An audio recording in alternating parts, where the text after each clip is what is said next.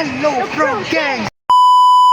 Kita akan review kat kedai mainan ni. Sekarang kita ada dekat apa nama dia? Paksen.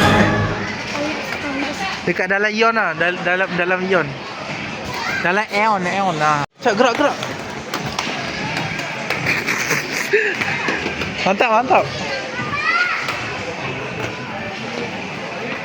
Tu guys, Dani ada kasut roda. Wow.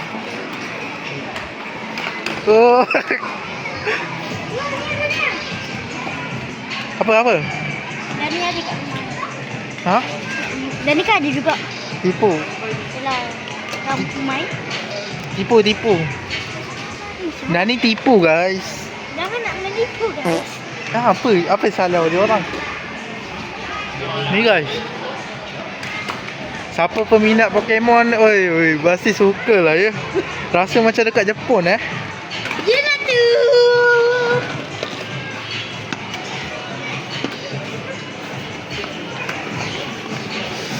Ni mainan apa ni? Boleh buka ke? Wah, boleh tengok Wah, Beyblade Excalibur. Wah, Pokemon dah ni Cinderace. Sini.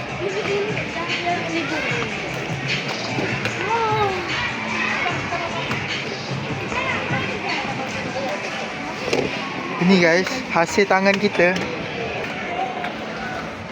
Jom, gerak. Nak tengok. Nak tengok gerak.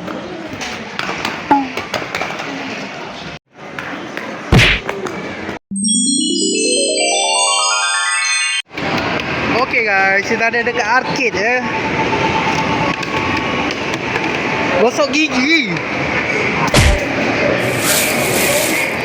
Round 2, fight. Jom. Ada free.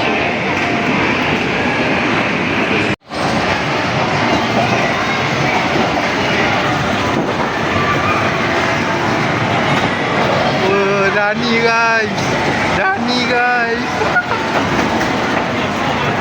Oh, ngeri ya. Oi. Wah.